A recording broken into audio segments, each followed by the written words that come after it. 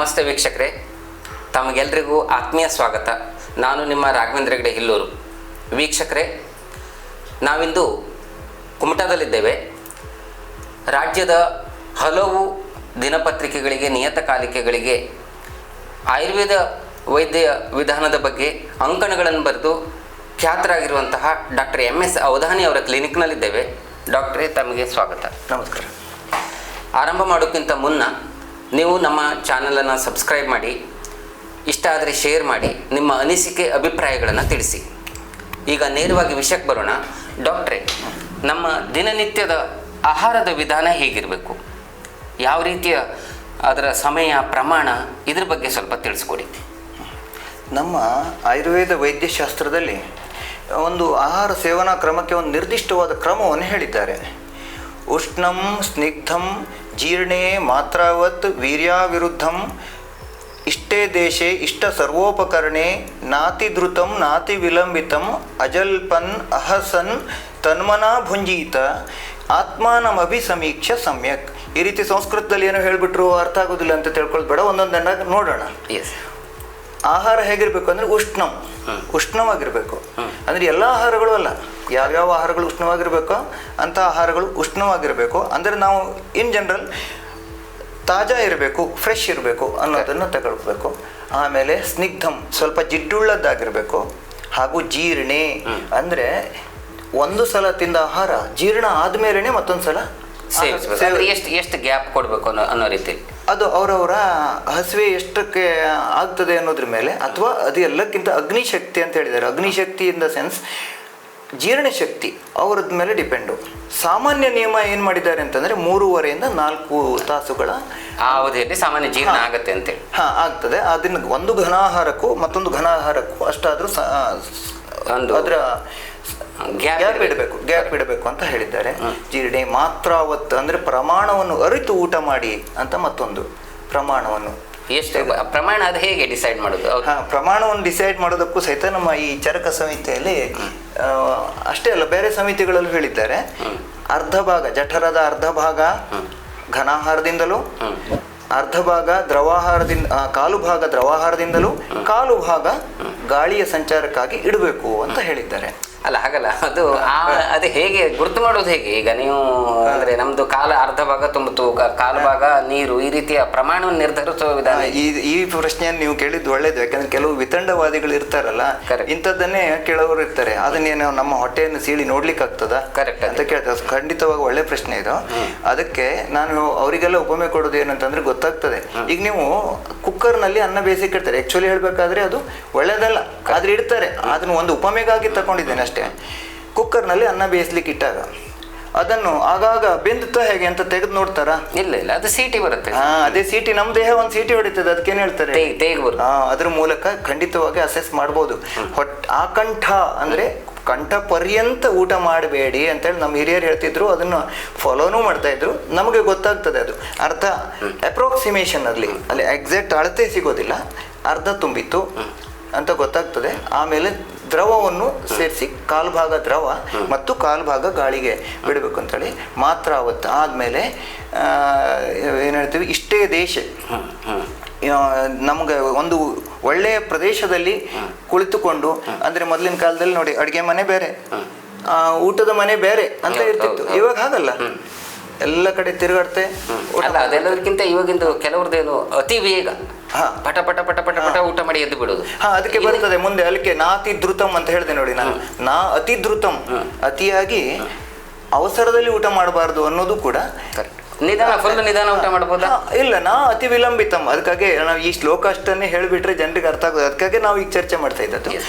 ಅತಿ ವಿಲಂಬಿತಂ, ಅತ್ಯಂತ ವಿಲಂಬಿತವಾಗಿ ಸಹಿತ, ಅತಿ ನಿಧಾನವೂ ಅಲ್ಲ, ಅತಿ ವೇಗವೂ ಅಲ್ಲ. ಅಜಲ್ಪನ್ ಅಹಸನ್ ಅಂತ ಹೇಳಿದ್ದಾರೆ. ಅಂದ್ರೆ ಜಗಳ ಮಾಡ್ತಾ, ಚರ್ಚೆ ಮಾಡ್ತಾ, ವಾದ ಅದೇ ಈಗ ಅದೇ ಪ್ರಶ್ನೆ. ಈಗ ಕಾಲ್ ಬಂದಿರುತ್ತೆ, ಮಾತಾಡ್ತಾ ಊಟ ಮಾಡೋದು, ಅಥವಾ ಕಾಲ್ ಬಂದ್ಬಿಡ್ತು ಅಂತೇಳಿ ಊಟ ಕುಂತವ್ರು ಎದ್ದು ಓಡಿ ಹೋಗೋದು, ಮೊಬೈಲಲ್ಲಿ ಏನೋ ಒಂದು ವಾದವೋ ವಿವಾದವೋ ಏನೋ ಮಾಡ್ತಾ ಊಟ ಮಾಡೋದು. ಆಕ್ಚುಲಿ ಇದ್ರ ಬಗ್ಗೆ ಏನು ಹೇಳ್ತಿರ್ತಾವೆ?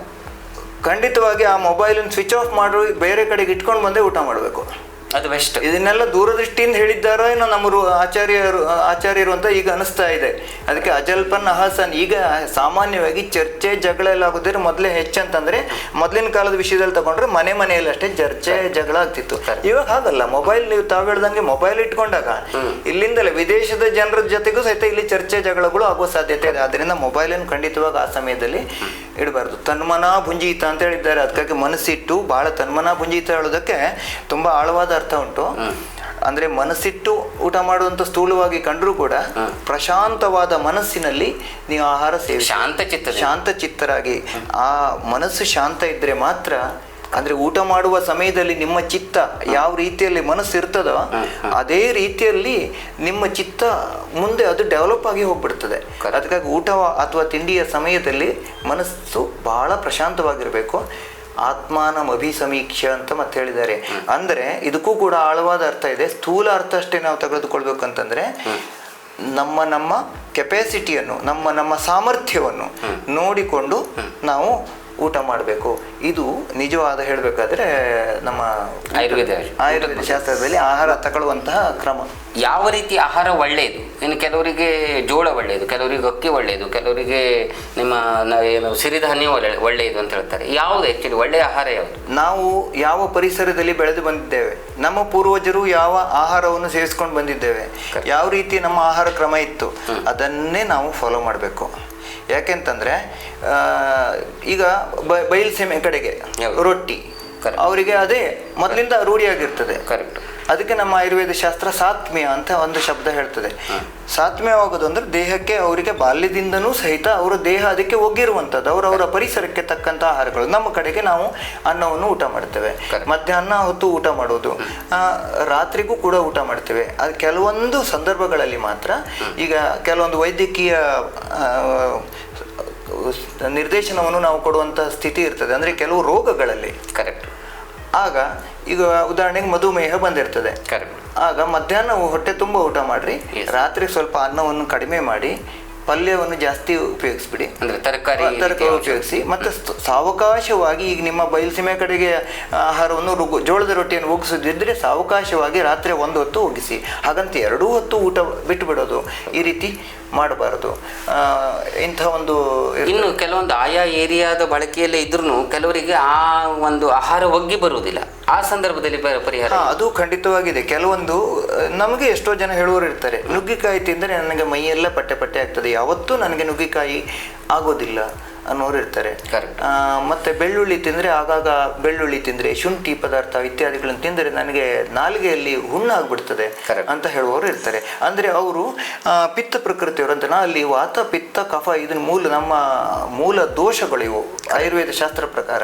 ಈಗ ವಾಯು ಹೆಚ್ಚಾಗುವಂತಹ ಸಂದರ್ಭ ಬಂದರೆ, ವಾಯು ಹೆಚ್ಚಾದಂಥ ರೋಗಗಳಲ್ಲಿ ಕಡಲೆಕಾಳು, ಅಲಸಂದಿ ಕಾಳು, ವಟಾಣಿ ಕಾಳು ಇವುಗಳನ್ನು ತಿಂದರೆ, ಬಟಾಟೆ, ಬೇರಲಸಿನಕಾಯಿ, ನಮ್ಮ ಕಡೆ ಗೆಣಸು ಅಂತ ಹೇಳ್ತೀವಲ್ಲ, ಬೆಳಗಿನ ಗೆಂಡೆ ಅಂತಾರೆ, ಅಂಥ ಆಹಾರಗಳನ್ನು ತಿಂದರೆ ಅವರಿಗೆ ವಾಯು ವೃದ್ಧಿ ಆಗಿರ್ತದೆ. ಅಥವಾ ವಾಯು ಹೆಚ್ಚಾದಂಥ ರೋಗಗಳು, ಅಂದರೆ ಆರ್ಥರೈಟಿಸ್ ಬಗ್ಗೆ ಹಿಂದೆ ಒಮ್ಮೆ ನಾವು ಚರ್ಚೆ ಮಾಡಿದ್ದೇವೆ. ಅಂಥ ಸಂದು ನೋವು ಬಂದವರಿಗೆ ಈ ವಾಯು ಪದಾರ್ಥಗಳನ್ನು ತಿಂದರೆ ಅವರಿಗೆ ಒಗ್ಗೋದಿಲ್ಲ. ಇನ್ನು ಜಡಾಹಾರಗಳನ್ನು ತಿಂದರೆ ಅಥವಾ ಅತ್ಯಂತ ಜಿಡ್ಡುಳ್ಳಂಥ ಆಹಾರಗಳನ್ನು, ಕಫಪ್ರಧಾನವಾದಂಥ ಶ್ಲೇಷ್ಮ ದೋಷ ಅಂತ ಹೇಳ್ತೀವಿ, ಅದಕ್ಕೆ ಆಳವಾದ ಅರ್ಥ ಉಂಟು. ಸಾಮಾನ್ಯ ಒಂದು ವಿಷಯ ಹೇಳೋದಾದ್ರೆ, ಕಫ ಜಾಸ್ತಿ ಆಗಿದೆ, ತುಂಬ ಕೆಮ್ಮು, ಕಫ ಮಿಶ್ರಿತವಾದಂಥ ಕೆಮ್ಮು ಎಲ್ಲ ಇತ್ತಂಥ ಕಂಡೀಷನಲ್ಲಿ, ಅಥವಾ ಅವರು ಪ್ರಕೃತಿನೇ ತುಂಬ ಕಫ ಪ್ರಧಾನ, ಶ್ಲೇಷ್ಮ ಪ್ರಧಾನವಾದಂಥದ್ದು, ಅವರಿಗೆ ಅದು ತಿಂದರೆ ಒಗ್ಗೋದಿಲ್ಲ ಅಂತ ಗೊತ್ತಿದ್ರೆ ಅಂಥವರು ಜಿಡ್ಡನ್ನು ಅತಿಯಾಗಿ ಜಾಸ್ತಿ ಉಪಯೋಗಿಸಬಾರದು, ಜಿಡ್ಡುಳ್ಳಂಥ ಆಹಾರವನ್ನು ಉಪಯೋಗಿಸಬಾರ್ದು. ಆದ್ದರಿಂದ ನಾವು ಒಂದು ಏನು ಹೇಳ್ತೇನೆ ಅಂದರೆ, ಅವರವರ ದೇಹವೇ ಅವರಿಗೆ ಪ್ರಯೋಗಶಾಲೆ, ಅವರೇ ಅವರ ದೇಹಕ್ಕೆ ವಿಜ್ಞಾನಿಗಳು.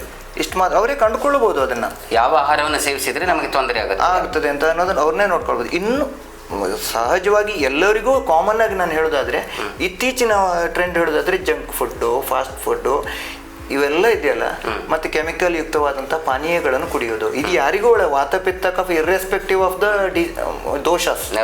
ಈ ಯಾವುದೋ ಅದಕ್ಕೆ ಇದಕ್ಕೆ ಅಂತ ನೋಡೋದಲ್ಲ, ಯಾರಿಗೂ ಹೈಲಿ ಪ್ರೊಸೆಸ್ಡ್ ಫುಡ್ ಇವೆಲ್ಲ ಯಾರಿಗೂ ಒಳ್ಳೇದಲ್ಲ. ಇಂಥದ್ದನ್ನು ಅದಕ್ಕಾಗಿ ಯಾವುದು ಒಳ್ಳೇದಲ್ಲ ಅನ್ನೋದನ್ನು ನಾವು ನೋಡ್ಕೊಳ್ಬೇಕು. ಯಾವ್ದು ಒಳ್ಳೇದು ಅಂದರೆ, ಈಗ ಹಸಿರು ತರಕಾರಿಗಳನ್ನು ಜಾಸ್ತಿ ಉಪಯೋಗಿಸ್ಬೇಕು. ಸಾಧ್ಯವಾದಷ್ಟು ನಾವು ನಮ್ಮ ಮೊದಲ ಚರ್ಚೆಯಲ್ಲಿ ಹೇಳಿದ್ದೇವೆ ಇದನ್ನು, ಹಸಿರು ತರಕಾರಿಗಳನ್ನು ನಾವು ನಮ್ಮ ಕೆಲಸ ಸಾಧ್ಯವಿದ್ದಷ್ಟು ನಾವೇ ಅದನ್ನು ಬೆಳೆದುಕೊಳ್ಬೇಕು. ಎಷ್ಟು ಸಾಧ್ಯನೋ ಅಷ್ಟು ಅದು ಮಾಡಬೇಕು. ಆಮೇಲೆ ಹಣ್ಣು ಹಂಪಲುಗಳಲ್ಲೂ ಸಹಿತವ ಕೆಮಿಕಲ್ ರಹಿತವಾದದ್ದನ್ನು ಎಷ್ಟು ಸಾಧ್ಯವೋ ಅಷ್ಟನ್ನು ನಾವು ಆಯ್ಕೆ ಮಾಡಬೇಕು.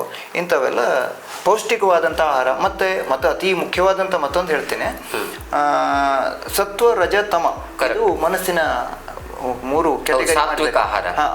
ಸಾತ್ವಿಕ ಆಹಾರ ಬರೋ, ಅದಕ್ಕಾಗಿ ನಾನು ಆ ವಿಷಯಕ್ಕಾಗಿ ನಾನು ಹೊರಟಿದ್ದೇನೆ ಈಗ. ಸತ್ವ ರಜತಮ, ರಜೋಗುಣ ಮತ್ತು ತಮೋಗುಣ ಇವು ಮನಸ್ಸಿನ ದೋಷಗಳು ಅಂತ ಹೇಳಿದ್ದಾರೆ. ಕರೆಕ್ಟ್. ರಜಸ್ತಮಶ್ಚ ಮನಸ್ಸು ದೋಷ ಉದಾಹೃತವು ಹೇಳಿ. ಹಾಗಾದಾಗ ಸತ್ವಗುಣ ಅಂದ್ರೆ ಒಳ್ಳೆಯದರ ಪ್ರತೀಕ. ಸಾತ್ವಿಕ ಆಹಾರ ಅಂದ್ರೆ ಸತ್ವಗುಣವನ್ನು ಹೆಚ್ಚಿಸುವಂಥದ್ದು ಸಾತ್ವಿಕ ಆಹಾರ. ಅದಕ್ಕೆ ಈಗ ಉದಾಹರಣೆಗೆ ಅಷ್ಟೇ ಹೇಳಿಬಿಟ್ರೆ ಜನರಿಗೆ ಸಾತ್ವಿಕ ಆಹಾರ ಅಂದ್ರೆ ರಜೋಗುಣ ಮತ್ತೆ ತಮೋಗುಣವನ್ನು ವೃದ್ಧಿ ಮಾಡೋದು ಯಾವುದು ಅನ್ನೋದ್ರ ಬಗ್ಗೆ ನಾವು ನೋಡ್ಬೇಕು. ಕ್ಯಾಟಗರಿ ಯಾವುದು ಅಂತ ಹೇಳಿ. ಈಗ ಬೆಳ್ಳುಳ್ಳಿ, ಉಳ್ಳಾಗಡ್ಡೆ ಇವೆಲ್ಲ ಮೊದಲಿನ ಕಾಲದಲ್ಲಿ ನೋಡಿ ನೀವು ಋಷಿಮುನಿಗಳ ವರ್ಜನೆ ಮಾಡಿದ್ರು. ನಾವು ಜನಸಾಮಾನ್ಯರು ಅದನ್ನು ವರ್ಜನೆ ಮಾಡೋದು ಬೇಡ, ಯಾಕಂದ್ರೆ ಅವುಗಳಲ್ಲಿ ಔಷಧೀಯ ಗುಣಧರ್ಮಗಳಿದ್ದಾವೆ, ತುಂಬಾ ಒಳ್ಳೆಯ ಅಂಶಗಳು ಔಷಧೀಯ ಧರ್ಮಗಳು ಇದ್ದದ್ದು ಹೌದು ಅದರೊಳಗಡೆಗೆ. ಆದರೆ ಅದಕ್ಕೆ ಒಂದು ಲಿಮಿಟ್ಸ್ ಇರಬೇಕು. ಅದನ್ನು ಜಾಸ್ತಿ ಉಪಯೋಗಿಸಿದ್ರೆ, ಉಪ್ಪು ಹುಳಿ ಖಾರ ಜಾಸ್ತಿ ತಿಂದ್ರೆ ರಜೋಗುಣ ವೃದ್ಧಿ ಆಗ್ತದೆ. ಹೀಗಾಗ್ತದೆ. ಮತ್ತೆ ತಮೋಗುಣ ಅಂದ್ರೆ ನಿನ್ನಿನ ತಂಗಳ ಪದಾರ್ಥ ಅಂತಾರೆ, ನಿನ್ನಿನ ಅಂಥದ್ದು ತಿಂದ್ರೆ ಅದು ತಮೋಗುಣವನ್ನು ಹೆಚ್ಚು ಮಾಡುತ್ತದೆ. ಹೀಗಾಗಿ ತಮೋಗುಣ ಮತ್ತು ರಜೋಗುಣವನ್ನು ವೃದ್ಧಿ ಮಾಡದೇ ಇರುವಂತಹ ಆಹಾರಗಳು ಯಾವ್ಯಾವಿದೆ, ಸುಲಭವಾಗಿ ಜೀರ್ಣವಾಗುವಂತಹ ಲಘು ಸ್ನಿಗ್ಧ ಅಂತ ಹೇಳಿದ್ದಾರೆ ಆಯುರ್ವೇದದಲ್ಲಿ. ಅಂತಹ ಆಹಾರಗಳು ಸಾತ್ವಿಕ ಆಹಾರಗಳು. ಸಾತ್ವಿಕ ಆಹಾರಗಳನ್ನು ನಾವು ಜಾಸ್ತಿ ಪ್ರಿಫರ್ ಮಾಡಬೇಕು. ಸಾತ್ವಿಕ ಕೆಲವು ಉದಾಹರಣೆಗಳು, ಸಾತ್ವಿಕ ಆಹಾರದ ಕ್ಯಾಟಗರಿಯನ್ನು ಹೇಳ್ಬೋದಾ? ಕೆಲವು ಈಗ ನೀವು ಹಸಿರು ತರಕಾರಿಗಳನ್ನೇ ಸಹಿತ ಸಾತ್ವಿಕ ಆಹಾರ ಅಂತ. ಮಜ್ಜಿಗೆ, ಮಜ್ಜಿಗೆ ಬಹಳ ನೋಡಿದ್ವಿ. ಅದಕ್ಕಾಗಿ ಹೇಳ್ತೇನೆ, ಮಜ್ಜಿಗೆ ತಕ್ರಂ ಶಕ್ರಸ್ಯ ದುರ್ಲಭಂ ಅಂತ ಹೇಳಿದ್ದಾರೆ. ತಕ್ರ ಅಂದ್ರೆ ಆಯುರ್ವೇದ ಶಾಸ್ತ್ರ ಪ್ರಕಾರ ಅಂದ್ರೆ ಸಂಸ್ಕೃತದಲ್ಲಿ ತಕ್ರ ಅಂದ್ರೆ ಮಜ್ಜಿಗೆ. ಶಕ್ರ ಅಂದ್ರೆ ದೇವೇಂದ್ರ. ಆ ದೇವೇಂದ್ರನಿಗೆ ದೇವಲೋಕದಲ್ಲಿ ಮಜ್ಜಿಗೆ ಹೇಳೋದು ದುರ್ಲಭ ಅಂತ. ಅಲ್ಲಿ ಅಮೃತ ಬೇಕಾದ್ರೆ ಸಿಗ್ತದಂತೆ, ಮಜ್ಜಿಗೆ ಸಿಗೋದಿಲ್ಲ. ಆದ್ರಿಂದ ಮಜ್ಜಿಗೆ ಸಾತ್ವಿಕ ಆಹಾರದಲ್ಲಿ ಬರ್ತದೆ. ಅದು ಉಷ್ಣವಾದರೂ ಕೂಡ, ಮಜ್ಜಿಗೆ ಉಷ್ಣ ಅದು ಆದರೂ ಕೂಡ ನೋಡಿ, ಶಾರೀರಿಕವಾಗಿ ತೆಗೆದುಕೊಂಡ್ರೆ ಎಂಥದೇ ಒಂದು ಖಾರವಾದಂಥ ಆಹಾರ ಎಲ್ಲ ತೆಗೆದುಕೊಂಡಾಗ ಮಜ್ಜಿಗೆ ಊಟ ಮಾಡ್ಕೊಂಡ್ರೆ ನಮಗೆ ತಂಪು ಅನಿಸ್ತದೆ. ಅದೊಂದು ಅದರಲ್ಲ ಇರುವಂಥ ಒಂದು ವೈಶಿಷ್ಟ್ಯ, ಅದು ಜೀರ್ಣಕಾರಿ ಅದು. ಈ ಬಗ್ಗೆ ನಾವು ಇನ್ನೊಮ್ಮೆ ಮಾತಾಡೋಣ. ಹೀಗಾಗಿ ಅಂತ ಮಜ್ಜಿಗೆ ಆಹಾರ ಅಡ್ಡಿಲ್ಲ. ಮತ್ತೆ ಮೊಸರನ್ನು ಮಧ್ಯಾಹ್ನ ತಿನ್ನಬಹುದು, ರಾತ್ರಿ ಬೇಡ, ರಾತ್ರಿ ವೇಳೆ ಬೇಡ. ಅದು ಕೆಲವು ದೋಷಗಳನ್ನು ಉಂಟು ಮಾಡ್ತದೆ ಅಂತ ಹೇಳಿದ್ದಾರೆ.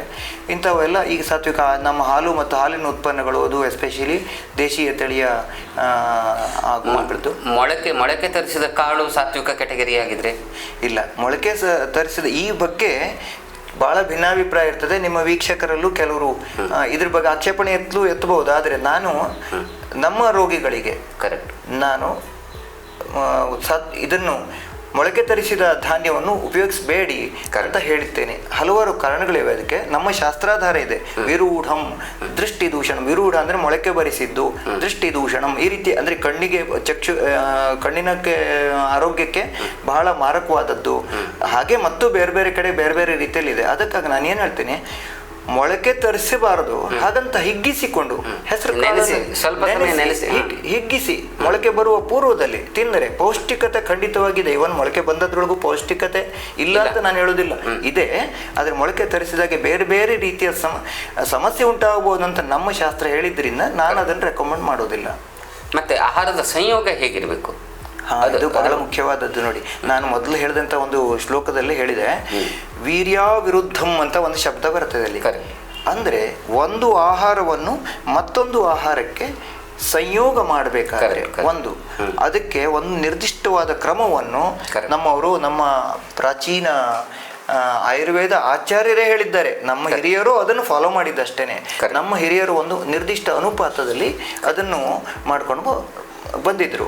ಅದು ಸಂಪೂರ್ಣವಾಗಿ ವೈಜ್ಞಾನಿಕವಾಗಿತ್ತು, ಅಷ್ಟೇ ಅಲ್ಲ ಆರೋಗ್ಯಕರವಾಗಿತ್ತು. ನೋಡಿ, ಈ ವಿರುದ್ಧಾಹಾರ ಅಂತೇಳಿ ಶಬ್ದ ಯಾಕೆ ಬಂತು ಅಂದ್ರೆ, ಉದಾಹರಣೆಗೆ ನಿಮ್ಗೆ ನಾನು ಈಗ ಚರಕ ಸಂಹಿತೆಯ ಒಂದು ಇದನ್ನೇ ತೋರಿಸ್ತೇನೆ ನಿಮ್ಗೆ. ಇಲ್ಲಿ ಆಹಾರಕ್ಕೆ ಸಂಬಂಧಪಟ್ಟಂತ ಒಂದು ವಿಷಯದಲ್ಲಿ ಹೇಳ್ತಾರೆ, ದೇಶ ವಿರುದ್ಧ, ಕಾಲ ವಿರುದ್ಧ, ಅಗ್ನಿ ವಿರುದ್ಧ, ಮಾತ್ರಾ ವಿರುದ್ಧ, ಸಾತ್ಮ್ಯ ವಿರುದ್ಧ, ದೋಷ ವಿರುದ್ಧ, ಸಂಸ್ಕಾರ ವಿರುದ್ಧ, ವೀರ್ಯ ವಿರುದ್ಧ, ಕೋಷ್ಠ ವಿರುದ್ಧ, ಅವಸ್ಥಾ ವಿರುದ್ಧ, ಕ್ರಮ ವಿರುದ್ಧ, ಪರಿಹಾರ ವಿರುದ್ಧ, ಉಪಚಾರ ವಿರುದ್ಧ, ಪಾಕ ವಿರುದ್ಧ, ಸಂಯೋಗ ವಿರುದ್ಧ, ಹೃದಯ ವಿರುದ್ಧ, ಸಂಪದ್ ವಿರುದ್ಧ ಮತ್ತು ವಿಧಿ ವಿರುದ್ಧ. ಇದೊಂದು ಶ್ಲೋಕ ರೂಪದಲ್ಲಿದೆ. ಜನರಿಗೆ ಶ್ಲೋಕ ಎಲ್ಲ ಸಲ ಹೇಳಿದ್ರೆ ಸರಿಯಾಗುವುದಿಲ್ಲ ಅಂತ ಹೇಳಿ ನಾನು ಹೇಳಿದ್ದೇನೆ. ಈ ರೀತಿ ವಿರುದ್ಧ ಇದನ್ನು ಪ್ರತ್ಯೇಕವಾಗಿ ನಾವು ಅನಾಲಿಸಿಸ್ ಮಾಡೋದು ಬೇಡ ಈಗ. ಆದ್ರೆ ಮುಖ್ಯವಾಗಿ ಸಂಕ್ಷಿಪ್ತವಾಗಿ ನಾನು ಹೇಳೋದಾದ್ರೆ, ಎಷ್ಟೋ ಜನರಿಗೆ ಗೊತ್ತಿದೆಯಲ್ಲೋ ನನ್ಗೆ ಗೊತ್ತಿಲ್ಲ, ಮಜ್ಜಿಗೆಯನ್ನು ಮತ್ತು ಬಾಳೆಹಣ್ಣನ್ನು ಏಕಕಾಲದಲ್ಲಿ, ಅಂದ್ರೆ ಮಜ್ಜಿಗೆಯನ್ನು ಕುಡಿದ ಕೂಡಲೇ ಬಾಳೆಹಣ್ಣು ತಿನ್ನುವುದು, ಬಾಳೆಹಣ್ಣನ್ನು ತಿಂದ ಕೂಡಲೇ ಮಜ್ಜಿಗೆ ಕುಡಿಯುವುದು ಅಥವಾ ಮೊಸರನ್ನು ತೆಗೆದುಕೊಳ್ಳುವುದು ವಿರುದ್ಧ ಆಹಾರ. ಹಾಗೆ ತುಪ್ಪ ಮತ್ತು ಜೇನುತುಪ್ಪವನ್ನು ಸಮ ಪ್ರಮಾಣದಲ್ಲಿ ಮಿಶ್ರ ಮಾಡಿ ತಿಂದರೆ ಅದು ಟಾಕ್ಸಿಕ್, ಅಂದ್ರೆ ವಿಷಾಂಶ ಭರಿತವಾಗಬಹುದು ಅಂತ ಹೇಳಿದ್ದಾರೆ. ಹಾಗೆಯೇ ಬಿಸಿ ನೀರಿಗೆ ಜೇನುತುಪ್ಪವನ್ನು ಹಾಕುವುದು, ಅದನ್ನು ಕುಡಿಲಿಕ್ಕೆ ಮೊದಲು ಕೆಲವು ಸಮಯದಲ್ಲಿ ಬಹಳ ರೆಕಮೆಂಡ್ ಕೂಡ ಮಾಡ್ತಿದ್ರು, ಈಗ ಮಾಡಿ ಅದು ಕೊಲೆಸ್ಟ್ರಾಲಿಗೆ ಒಳ್ಳೇದು ಅಂತೇಳಿ. ಖಂಡಿತವಾಗಿ ಹೇಳ್ತೇನೆ, ಅದು ಒಳ್ಳೇದಲ್ಲ. ಅದು ಅಷ್ಟಾಂಗ ಹೃದಯ ಸಮಿತಿಯಲ್ಲೂ ಹೇಳಿದ್ದಾರೆ. ಅದು ಎಷ್ಟು ಅಂದ್ರೆ ಸಾಯಿಸುವಂತ ರೀತಿಯಲ್ಲಿ, ವಿಷ ಅಂತಂದ್ರೆ ಸಾಯಿಸುವುದಲ್ಲ. ಆದರೆ ಅಷ್ಟಾಂಗ ಹೃದಯದಲ್ಲಿ ಒಂದು ಸಂಗತಿ ಏನ್ ಹೇಳಿದ್ದಾರೆ ಅಂದ್ರೆ, ಮಠ ಮಧ್ಯಾಹ್ನ ಒಂದು ವೇಳೆ ಒಬ್ಬ ಪಿತ್ತ ಪ್ರಕೃತಿಯ ವ್ಯಕ್ತಿ ಕುದಿಯೋ ನೀರಿಗೆ, ಜಸ್ಟ್ ಕುದಿಸಿ ಇಳಿಸಿದಂತ ನೀರಿಗೆ ಜೇನುತುಪ್ಪವನ್ನು ಹಾಕಿ ಮಧ್ಯಾಹ್ನದ ವೇಳೆಯಲ್ಲಿ ಕುಡಿದರೆ ಆತನ ಸಾವು ಕೂಡ ಸಂಭವಿಸಬಹುದು. ಅಷ್ಟರವರೆಗಿನ ವಿಷಕಾರಿ ಅಂಶ. ಹೀಗಾಗಿ ಈಗ ಮಾಂಸಾಹಾರಿಗಳ ವಿಷಯದಲ್ಲಿ ಹೇಳೋದಾದ್ರೆ, ಮೀನವನ್ನು ಹಾಲನ್ನು ಒಟ್ಟಿಗೆ ತೆಗೆದುಕೊಳ್ಬಾರದು. ಸಸ್ಯಾಹಾರಿಗಳು ಹಾಲಿಗೆ ಕೆಲವು ಎಷ್ಟೋ ಜನ ಉಪ್ಪು ಹಾಕಿ ಊಟ ಮಾಡ್ತಾರೆ, ಅದು ಕೂಡ ಒಳ್ಳೇದಲ್ಲ. ಇನ್ನು ಕ್ರಮ ವಿರುದ್ಧ ಅಂತ ಹೇಳಿದ್ನಲ್ಲ, ಅದು ಹೇಗೆ ಅಂತಂದ್ರೆ, ಈಗ ಇತ್ತೀಚೆಗೆ ಜನರು ನೀವು ಗಮನಿಸಿರ್ಬೋದು, ಹೋಟೆಲಿಗೆ ಹೋಗ್ತಾರೆ, ಆರ್ಡರ್ ಕೊಡ್ತಾರೆ, ಎಲ್ಲ ತಿಂಡಿ ಊಟ ಎಲ್ಲ ಬರೋಕ್ಕಿಂತ ಮುಂಚೆ ಒಂದು ಸೂಪ್ ತರಿಸ್ಕೊಳ್ತಾರೆ. ಟೊಮೆಟೊ ಸೂಪ್ ಸಪ್ಲೈ ಇದ್ದೇ ಇರುತ್ತೆ, ಖಾರ ಸಪ್ಲೈ ಇರ್ತದೆ. ಅದನ್ನು ಕುಡಿಯೋದೊಂದು ಹೊಸ ಪದ್ಧತಿಯನ್ನು ಮಾಡ್ಕೊಂಡಿದ್ದಾರೆ ಈಗ. ಅದು ನಿಜವಾಗಿ ತುಂಬಾ ಮಾರಕವಾದದ್ದು. ನಮ್ಮ ಶಾಸ್ತ್ರ ಏನ್ ಹೇಳ್ತದೆ ಅಂದ್ರೆ, ಆದಿಯಲ್ಲಿ ಜೀರ್ಣಕ್ರಿಯೆಯ ಪ್ರಕ್ರಿಯೆ ಹೇಳಬೇಕಾದ್ರೆ ಆದಿಯಲ್ಲಿ ಶ್ಲೇಷ್ಮ ದೋಷ ಇರ್ತದೆ. ಆದ್ದರಿಂದ ಪ್ರಾರಂಭದಲ್ಲಿ ಮಧುರ ರಸ ಪ್ರಧಾನವಾದಂತಹ ಆಹಾರವನ್ನು ಸೇವನೆ ಮಾಡಬೇಕು. ಅದಕ್ಕಾಗಿ ನೀವು ಇಲ್ಲಿ ಎಸ್ಪೆಷಲಿ ಉತ್ತರ ಕನ್ನಡ ಜಿಲ್ಲೆಯ ಹವ್ಯಕ ಬ್ರಾಹ್ಮಣರ ಊಟದ ವ್ಯವಸ್ಥೆಯನ್ನು ನೋಡ್ಬೇಕು ನೀವು. ಪ್ರಾರಂಭದಲ್ಲಿ ತುಪ್ಪವನ್ನು ಹಾಕೊಂಡು ಹೋಗ್ತಾರೆ, ನಂತರ ಒಂದು ಪ್ರಪ್ರಥಮವಾಗಿ ಒಂದು ಸ್ವಲ್ಪನಾದ್ರೂ ಪಾಯಸವನ್ನು ಹಾಕಿಕೊಂಡು ಹೋಗ್ತಾರೆ, ಬಡಿಸಿಕೊಂಡು ಹೋಗ್ತಾರೆ. ಯಾಕೆಂದ್ರೆ ಪ್ರಪ್ರಥಮವಾಗಿ ಮಧುರ ರಸ ಅಂದ್ರೆ ಸಿಹಿ ರಸ ಪ್ರಧಾನವಾದಂಥ ಆಹಾರವನ್ನು ಸೇವನೆ ಮಾಡಬೇಕು. ಜೀರ್ಣಕ್ರಿಯೆಯನ್ನು ತುಂಬಾ ಚೆನ್ನಾಗಿ ಮಾಡ್ತದೆ. ಲಾಸ್ಟಿಗೆ ಕಡೆಗೆ ಮಜ್ಜಿಗೆಯನ್ನು ಕುಡಿಲಿಕ್ಕೂ ಹೇಳಿದ್ದಾರೆ. ಅಷ್ಟೇ ಅಲ್ಲ, ಮಧ್ಯಂತರದ ಅವಧಿಯಲ್ಲೆಲ್ಲ ಈ ಖಾರ ಪದಾರ್ಥಗಳು, ಈಗ ಸೂಪು ಇತ್ಯಾದಿಗಳನ್ನೆಲ್ಲ ಪ್ರಾರಂಭದಲ್ಲಿ, ಪ್ರಾರಂಭದಲ್ಲೂ ಅಲ್ಲ, ಅಂತ್ಯದಲ್ಲೂ ಅಲ್ಲ, ಮಧ್ಯದಲ್ಲೂ. ಹೌದು, ಈ ರೀತಿಯಾಗಿ ಮಾಡಬೇಕು ಅಂತ ಹೇಳಿದ್ದಾರೆ. ಇಂಥ ಕ್ರಮವನ್ನೆಲ್ಲ ಇತ್ತೀಚೆಗೆ ಜನ ತಪ್ಪು ಮಾಡ್ತಾ ಇದ್ದಾರೆ. ಮತ್ತೊಂದು, ಈ ಐಸ್ ಕ್ರೀಮ್ ಒಂದು ಮೊದಲೆಲ್ಲ ಸಾಮಾನ್ಯವಾಗಿ ಐಸ್ ಕ್ರೀಮ್ ಬೇಸಿಗೆಯಲ್ಲಿ ಅಷ್ಟೇ ಬಳಕೆ ವಿಷಯ ಆಗಿತ್ತು. ಈಗ ಮಳೆಗಾಲ ಇರಲಿ, ಚಳಿಗಾಲ ಇರಲಿ, ಯಾವುದೇ ಕಾರ್ಯಕ್ರಮ ಇರಲಿ, ಊಟದ ಕೂಡಲೇ ಐಸ್ ಕ್ರೀಮ್.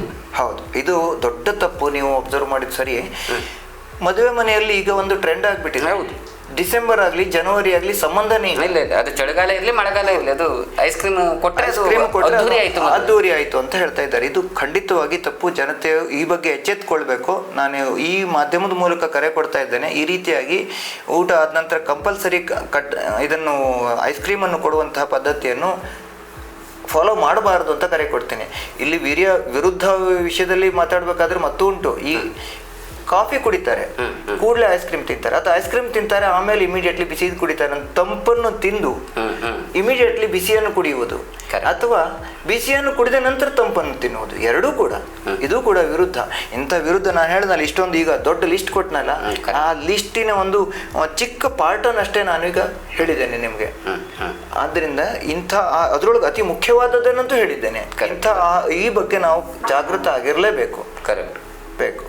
ಮತ್ತೆ ಅತಿಯಾದ ಪ್ರೊಸೆಸ್ಡ್ ಫುಡ್ ಇದಂತೂ ಹೌದು, ಖಂಡಿತವಾಗಿ ಹೌದು. ಅದನ್ನ ಈಗೆಲ್ಲ ಜನ ಹೇಳ್ದಲ್ಲ, ಅದಕ್ಕಾಗಿಯೇ ಜಾಸ್ತಿ ಮರಳಾಗ್ತಾ ಇದ್ದಾರೆ. ಅಂತ ಆಹಾರವನ್ನು ಅದನ್ನ ಬಿಡಬೇಕು. ರಾಸಾಯನಿಕಯುಕ್ತವಾದದ್ದು. ಹೌದು. ಮತ್ತೆ ಸಮಯ ಇಲ್ಲ.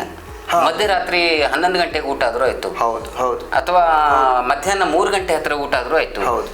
ಬೆಳಿಗ್ಗೆ ತಿಂಡಿ ತಿಂದಿರ್ತಾರೆ, ಆನಂತರ ಪ್ರೊಲಾಂಗ್ಡ್ ಗ್ಯಾಪ್, ಕೆಲವೊಬ್ರದ್ದು ರಶ್ ಗ್ಯಾಪ್ ಇರುತ್ತೆ, ಇಲ್ಲ ಕೆಲವೊಬ್ರದ್ದು ಅಗದಿ ಸಮಯ ಕಡಿಮೆನೂ ಇರುತ್ತೆ. ಹೌದು, ಈಗಾಗಲೇ ಅದನ್ನ ನಾವು ಚರ್ಚೆ ಮಾಡಿದ್ದೇವೆ. ಇಂಥದ್ದನ್ನೆಲ್ಲ ಈಗ ಜನತೆಗೆ ಅದೇ ಸಾರಾಂಶವಾಗಿ ಕರೆ ಕೊಡೋದು ಸಲುವಾಗಿ ನಾವು ಅಂದ್ರೆ ಇದರ ಹೈಲೈಟ್ಸ್ ಅನ್ನಷ್ಟೇ ಹೇಳ್ತಿದ್ದೀರಿ. ಹೌದು. ಇಷ್ಟೊತ್ತು ಆಹಾರ ವಿಧಾನದ ಬಗ್ಗೆ ನಮಗೆ ಮಾಹಿತಿಯನ್ನು ತಿಳಿಸ್ಕೊಟ್ಟದ್ದಕ್ಕಾಗಿ ವೈದ್ಯರೇ ತಮಗೆ ಅನಂತ ಧನ್ಯವಾದ. ನಮಸ್ಕಾರ.